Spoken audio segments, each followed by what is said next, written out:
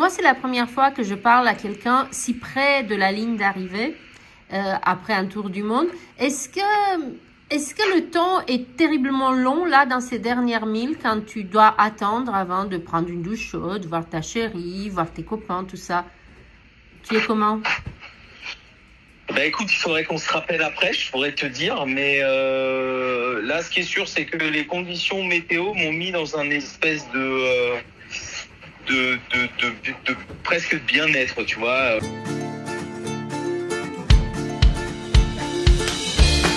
Bonjour Antoine. Hop. Tu Je te me vois vois, pas là encore. Non, pas encore. Ah, si, ça y est, je te vois. Attends. Comment ça va? À 100 000 de l'arrivée? Sous 100 000 de l'arrivée? Eh ben écoute, ça va bien. Écoute, je commence vu que le temps est cool, je commence à ranger proprement le bateau. J'aime pas arriver avec un bateau en bordel, donc l'équipe est pas là pour nettoyer ma. Aujourd'hui, je t'entends pas très bien. Ça doit être les conditions, le brouillard. Tu as du brouillard? Tu as quoi comme météo? Ouais, un peu ce qui se passe à mon avis sur le continent, c'est-à-dire très brouillard, très pluvieux, donc la connexion satellite a du mal à se faire. Donc voilà, hier soir c'était la pétole et la lune, et puis ce matin le vent est rentré un petit peu par le sud, et le sud, on sait ce que ça nous amène. Ça nous amène une arrivée un peu certainement pluvieuse. Ouais, je voyais justement, j'étais en train de regarder, parce que tu sais, maintenant on te suit encore plus qu'avant sur le tracker. On dirait que tu commences à avoir un petit peu de vent à fond là. Ça commence à bouger un peu. Tu penses arriver cette nuit toujours? Tu penses quoi? Non, je vais pour une fois, je vais pas arriver de nuit. Mes concurrents sont loin derrière, et je vais me faire un plaisir d'arriver de jour. J'arrive toujours pendant les courses de nuit. C'est récurrent chez moi, donc du coup je vais conjurer le sort, et je vais arriver de jour. Donc je vais ralentir très fortement pendant la nuit, et puis pour pouvoir arriver demain matin tranquillement, passer cette ligne, et puis rentrer avec la marée après au Sable d'Olonne. Ouais, en fait, tu veux dormir pour être frais, te raser, prendre ta douche avant la Saint-Valentin. C'est pour ça que tu traînes la mer. Ouais. Alors me raser, non, me doucher. Écoute, Non ma femme plus. m'a annoncé qu'elle se douchait dehors aujourd'hui, mais moi je vais pas me doucher dehors, c'est sûr.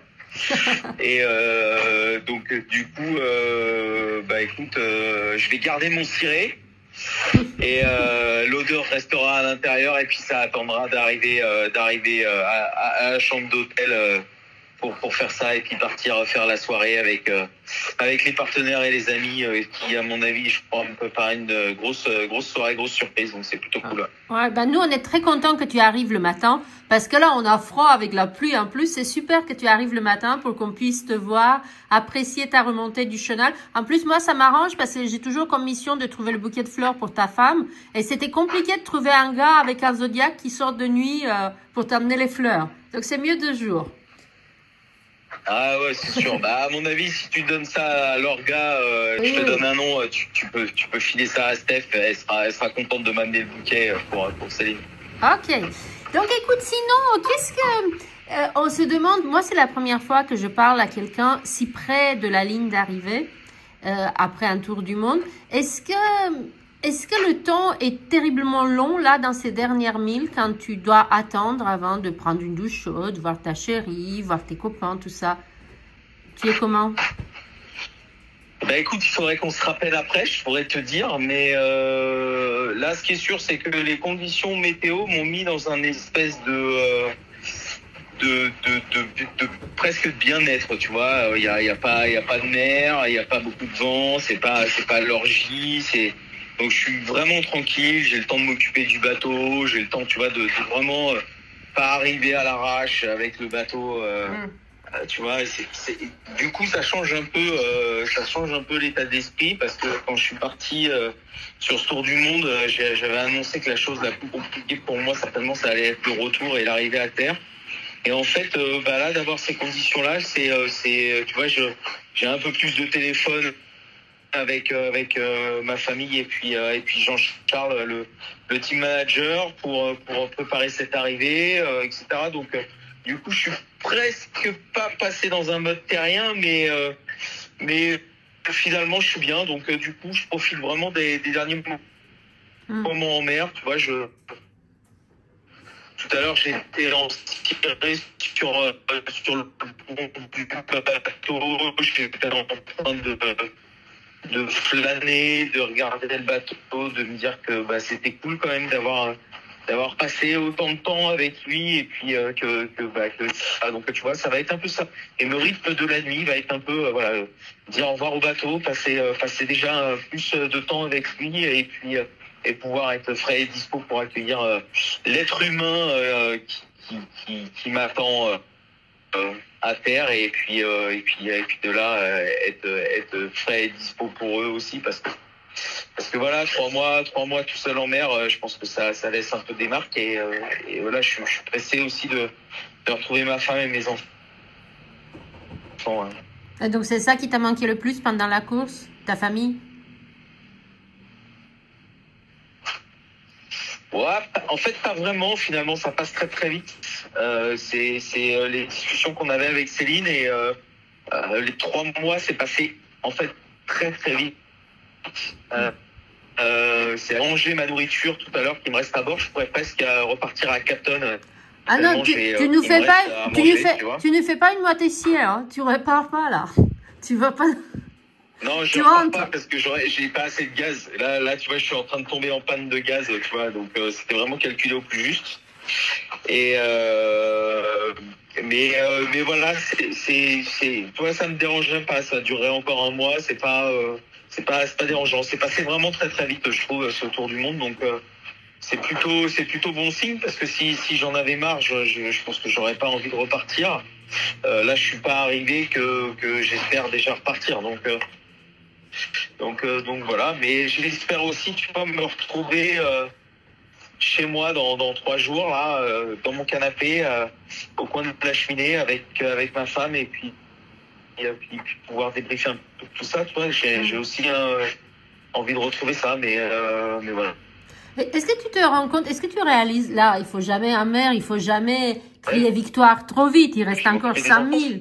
Mais est-ce que tu réalises un peu? Je vais voir mon fils prendre de la planche et on ira surfer, tu vois, et puis renier contact avec eux, quoi. Qui me reçoit un retard un peu. Est-ce que tu réalises? J'ai mon radar en permanence branché. Il y avait beaucoup de cargo. Il faut être encore vigilant. Et non, je réalise pas vraiment. Je suis un peu focus sur mon arrivée et préserver le bateau et qu'il se passe rien. On va arriver dans le quartier des pêcheurs, donc il va falloir faire attention parce qu'ils n'ont pas tous l'AIS de brancher, donc le radar va nous aider, surtout si le temps reste un peu comme ça au brouillard. Donc voilà, et puis demain matin, ça sera la délivrance de voir la côte et monter le chenal. Mais pour le moment, je réalise pas vraiment que je suis en train de finir le tour du monde. Je reste concentré sur les 100 000 qui restent et qu'il n'arrive rien, surtout au bateau et à moi. Voilà. Est-ce que ton papa est toujours vivant? Ton papa qui t'a prêté l'argent pour le premier bateau de la Mini Transat? Ouais. Mon père, j'ai toujours mon père et ma mère. Et écoute, ils seront sur le Zodiac. Zodiac à l'arrivée, au passage de la ligne. Et puis, pour la remontée du chenal, voilà, mon frère sera là aussi. Donc, du coup, tu vois, Antoine. Ma femme, mes enfants, et puis l'équipe. Tu vois, Antoine, comme ça, ton papa, il pourra se dire qu'il a fait un bon investissement sur ce bateau quand tu avais arrêté médecine, tu avais fait champion de France de judo, tout ça, et d'un coup, tu veux faire du bateau. Ben là, son fils est en train de finir en Vendée Globe. Le Graal, l'Everest de mer, on dit, mais quand même la course la plus prestigieuse dans la voile en solitaire autour du monde, aujourd'hui. Tu l'as fait. Enfin, fais gaffe au radar, fais gaffe au bateau, mais tu l'as fait, là.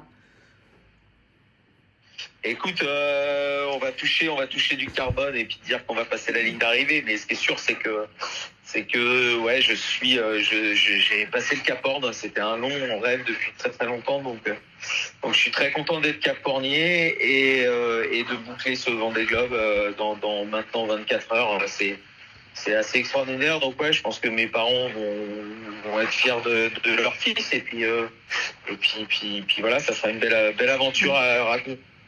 Ils vont passer quelques jours à la maison pour débriefer un peu de tout ça et puis voilà, ils ont arrêté de naviguer il y a pas tellement longtemps, tu vois. Donc ils sont partis autour du monde aussi pendant des années et puis l'âge avançant, ils ont arrêté de naviguer, mais écoute, je pense que ils naviguent à travers moi et mon frère qui fait aussi le même métier que moi, donc c'est plutôt sympa de les avoir là à l'arrivée. Ça va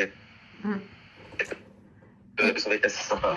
Écoute, moi, malheureusement, je serai, comme tu le sais, je ne serai pas au Sable d'Olonne. Je vais suivre de loin et puis je vais poster les vidéos de ton arrivée. J'espère vraiment qu'une fois posé, une fois que tu seras à terre, on aura l'occasion de se revoir à La Rochelle, à l'île de Ré ou au Sable d'Olonne pour voir un peu comment cela a maturé, comment cela t'a changé, comment tu te sens, peut-être quelques semaines après ton Vendée Globe, si tu veux bien. Eh ben écoute, il n'y a pas de problème, ça sera assez intéressant de voir l'évolution des choses, que ça soit perso ou même sportif, de voir s'il y a déjà des choses qui ressortent de ça. Et donc, écoute, sans aucun problème, on prend rendez-vous et toi, passe un bon voyage en Afrique du Sud. Moi, je rentre en Europe et en France et je pense que ça va être sympa aussi de retoucher terre et de revoir un peu tout le monde quand même. Ça fait quand même 3 mois que je suis parti quand même. C'est quand même assez dingue. Antoine, je te remercie du fond du cœur d'avoir passé ces quelques instants avec moi et les gens qui te suivent sur ma chaîne YouTube, qui m'ont dit tous de te dire hier qu'ils aiment la mer et qu'ils ont adoré dans tes vidéos, que tu finisses toujours, quelle que soit la vidéo, j'embrasse la mer pour vous. Ils sont très contents que tu embrasses la mer pour eux, ils me l'ont dit. Et nous, on te remercie tous d'avoir passé avec nous cette ligne symbolique de 100 000, sous les 100 000 de la ligne d'arrivée. C'est vraiment très chouette. Et très émouvant aussi, d'être dans ton bateau avec toi. Eh ben, écoute, je vous embrasse. J'embrasse la mer pour vous. Et puis, voilà, on est à l'intérieur de Human. Et ben voilà. Et on voit la Carto. Et là, on va là.